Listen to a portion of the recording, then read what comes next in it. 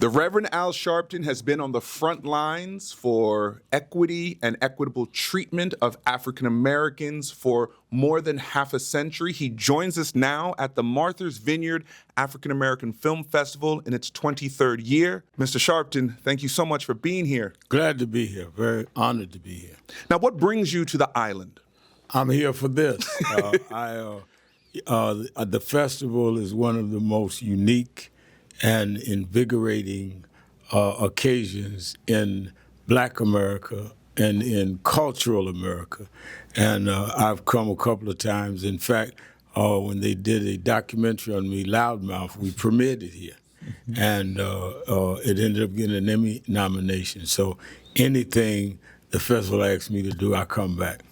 Now, how important do you feel that art being done by people of color is to the fight for equitable treatment in the African American community? I think it is essential for several reasons. One, it says to us who we are, and it puts value on who we are. And it says that our uniqueness and creativity and the fact that we could go through such stark oppression and still be excellent in the arts at the same time, ripped off the veil of inferiority that was placed on us by the broader culture.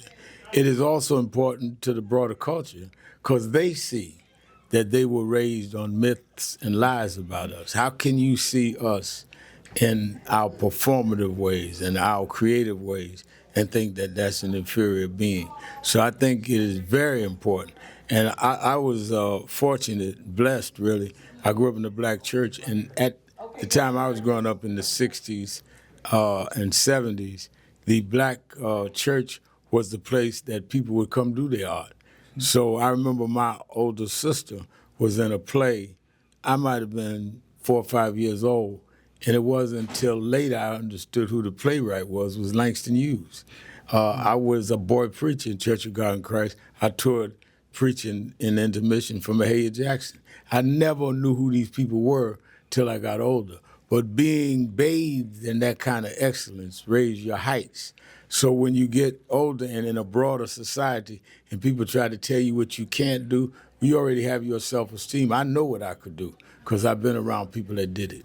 I heard you speak one time that we lost something with the Black church, with us not going, with not investing in it, that we lost our roots. We told these children that they could be anything, but we didn't give them the roots. And a lot of this art, as you said, comes from the Black church.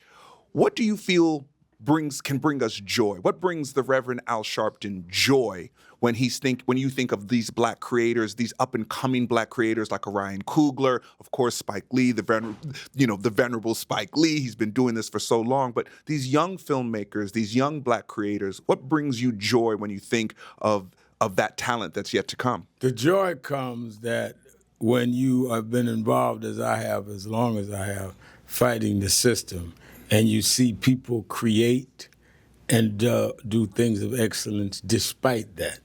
It makes me say, even when they crushed us, they couldn't kill us. And there's a joy in seeing us rise above the intention. The last thing they thought they could do and that they would have to deal with people that were enslaved 246 years, no ability to read and write, against the law to read and write, couldn't go to school, couldn't even name them children after them.